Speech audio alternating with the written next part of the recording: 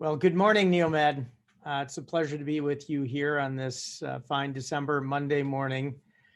I'm going to start once again, as I typically do, by recognizing some of the accomplishments of our incredible talent here at the university. First, I'm going to start with an amazing team that we have working in health suicide prevention. Jessica Zavala, Ruth Samara, Russell Spaeth, and of course, Dr. Mark Munitz, who used to be our chair of the Department of Psychiatry. They've done an incredible amount of work being leaders in behavioral health for all of higher education in Ohio. The Inter-University Council relies on them, and I just want to recognize their outstanding work. They've constructed the new suicide prevention, intervention, and postvention resource and programming guide for Ohio institutions of higher education. Just outstanding work and great recognition for the important efforts that they're putting forward in helping to keep all of our communities safe. I also want to thank Hannah Cross and the entire team in the Rootstown Pharmacy. They stood up our Know Before You Go COVID testing that ultimately 113 members of our community participated in on the Tuesday prior to Thanksgiving holiday. So thank you for such an outstanding job, your professionalism, and running a program so efficiently and effectively. Mr. Bob Larson has been recognized by some of our university members for his outstanding performance in conducting university surveys and preparing the data for our Board of Trustees, where we present our KPIs, or our key performance indicators. So thank you, Bob. And I'd like to highlight the work of Dr. Dana Peterson and Dr. Chris Vineyard. I've mentioned that they've stood up the Modern Anatomical Sciences master's degree, which is also now serving as a post-bac program for entry into the College of Medicine. I had the opportunity to speak with Dr. Peterson about a week ago prior to our board meeting to get an update. And the work they've done has been absolutely amazing. Their students are in many times outperforming some of the other students in the curriculum. And we expect to see the successful progression of many of these students, including a very diverse population of students now on our campus, into the College of Medicine over the course of the next half year.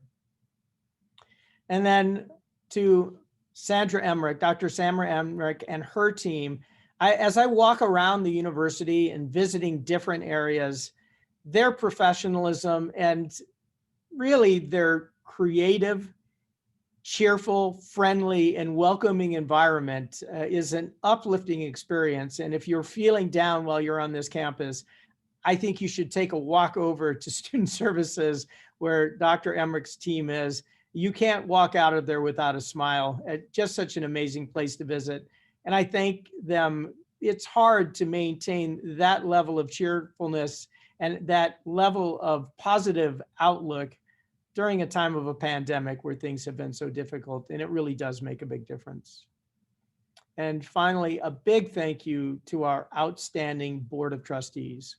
We had a very productive trustees meeting last week. Their efforts and dedication to the university are critical to our success. So on behalf of the chairman, Mr. Richard McQueen, and the entire board, I want to share their recognition and gratitude for the outstanding performance of our faculty and staff in supporting the important work we do here at Neomed. A COVID update. Despite going into purple in many of our counties, including Portage County, the diligence and professionalism of our faculty, students, and staff has been exemplary.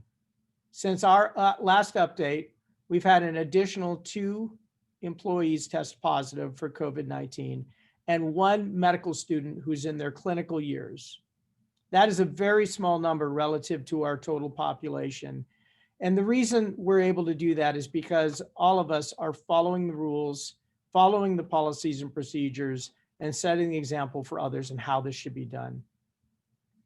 The know before you go testing we conducted with our pharmacy the Tuesday before Thanksgiving holiday, as well as the testing done the week prior with the Ohio National Guard, continues to show the great efforts that we are following here at NeoMed. The combination of those two tests resulted in over 330 individuals being tested, both symptomatic and asymptomatic. And our overall positivity range was less than 2.5%. That's very good in a county where we're looking at 13, 14, and 15% positivity rates. And it's simply because of the hard work that this community has put in and the efforts that you've taken to ensure that we have a safe campus. Again, I thank you. I will note that the few positives that we've had, many of them were not actually members who were on our campus. They were people from off campus who tested positive during that period. And so our rates are actually lower. We are working to try and implement something similar to the Thanksgiving know before you go testing prior to winter break. It's unclear whether we'll be able to get point of care tests, the Binax tests that were given to us by the state. If we are able to, we will certainly stand something up, but it's really going to be dependent on whether tests will be available to us. So please stay tuned and watch for communications. We are really in a good place, not only with lower rates here on campus, but I think all of you know that the COVID vaccine is expected to be approved for emergency use in the United States by the end of this week. And we should see rapid deployment. And some of the primary targets who will get this first are those involved in healthcare. And that certainly includes our students, many of whom are on the front lines in the hospitals, others in their earlier years going into those facilities to get training. We've got to do what we can do to prevent patients from being infected and prevent our students from being infected who are going to be in those areas. So we will be moving forward with guidance, letting every individual of our campus know what the expectations are around vaccination as that vaccine, as the availability of the vaccine rolls out to us. Our pharmacy is already approved to be able to do the vaccinations at this time, and we are spending a little bit more effort better understanding the storage requirements around some of those vaccines and how they must be kept at a particular temperature to ensure we have appropriate resources to do so. I'm also pleased to announce that we have selected a new Chief Strategy Officer who will help take the reins of ensuring that we have successful implementation of our strategic plan. This was seen as a critical position by both the university and the board so that the new strategic plan can be appropriately rolled out. And we needed somebody with the experience and the expertise to be able to help us do that. We had over 30 qualified applicants for the posting, selected our 6 most qualified finalists. And it turned out we only had one internal candidate. We went through a very fair and extensive process with multiple members of our community being involved in interviewing.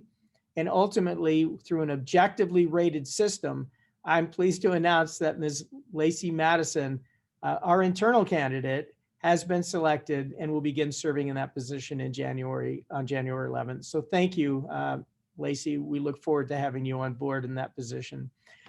I know you do great work here at the university, and we'll be working hard to ensure that the area that you're fulfilling now is also adequately addressed with an employee to be able to ensure success in the College of Medicine's Department of Family and Community Medicine. Our Lean Six Sigma our Lean Six Sigma program is continuing to thrive under the work of Ms. Sarah Brickley. I do get an update from her very frequently. Learned that our yellow belt class for January is already filled up. We do have room in our green belt class. That is a bit more extensive training and a larger time commitment, but it's a larger time commitment over a broader time period.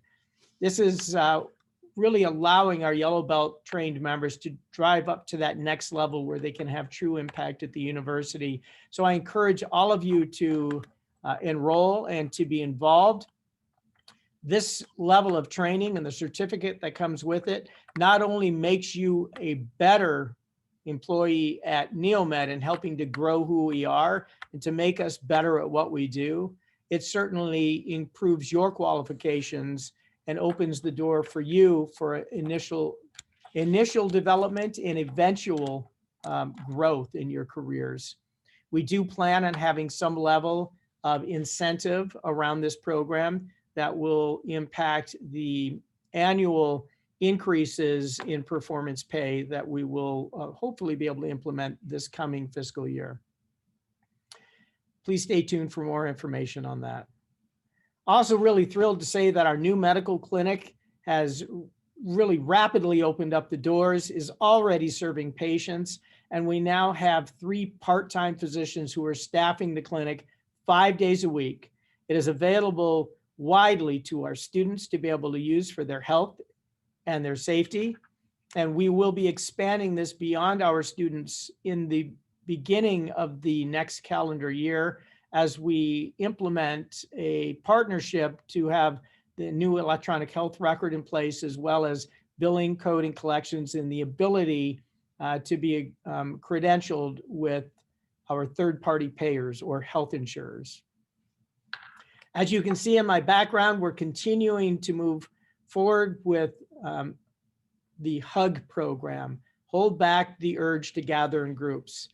This creative program designed by our marketing and communications team is really here to remind us that despite our traditions of coming together during the holidays, where it's so critical to be with family and friends, that we need to look out for their safety and the safety of ourselves by, yes, coming together, but coming together safely, not coming together in large groups where we're going to be putting ourselves at risk. And putting the risk of your family members and your friends out there also. We've got to ensure that we do this for a little while longer. The vaccine will be here, the second surge will decline, and we're hoping that we get back to some sense of normal by the next fiscal year here at the university. But please make every effort to hold back the urge to gather in groups and try and ensure the safety of our entire campus. It's also a solemn day today, December 7th. It's a day we recognize all the lives lost during the attack on Pearl Harbor. I had the great pleasure of being able to serve as a commander at an Air Force unit on Joint Base Pearl Harbor. And the sense of loss is still profoundly present as you walk through and tour the wreckages and the ships that are still present in the harbor, for us to never forget what took place. And so those of you who served, those of you who had members who may have been in your family and lost their lives or been injured during Pearl Harbor Day, let's not forget the losses and just what they did for our country. And lastly, this is my last update that's scheduled before the winter holidays, the winter break. Please be very safe as you celebrate. Look out for your health, your wellness, and that of your family, your friends, and your community. No matter what it is you celebrate, whether it's Hanukkah, Christmas, Kwanzaa, or Festivus, or many other holidays that take place during this time, please enjoy it, celebrate safely, and look out for each other. This is also a time where many people experience greater levels of depression due to losses during the holidays, due to loneliness during the holidays, and that compounded even more by seasonal depression as we start to experience the Ohio glooms of the gray days and the loss of sunshine. Look out for each other, call them, call people you know, make them feel warm and wanted, because we know that they are. And for those of you who are feeling like life has become a little bit difficult, please reach out to our programs that have been stood up for behavioral health safety here on our campus. And if you can't get a hold of somebody, reach out to me, reach out to your colleagues, reach out to your supervisors and your friends. You matter to us, and it's important that we all stay safe. So thank you for the opportunity to address the group today, and I look forward to questions. Michael? I have not seen any questions posted inside the chat. Well, please feel free to address any questions by email or come down to the office. We're always thrilled to see you here. I know we've de-densified the campus again, but we do have a safe place for you to come in and to visit and to share any thoughts that you might have. Be safe, enjoy the holidays, and we are really looking forward to a great 2021 together.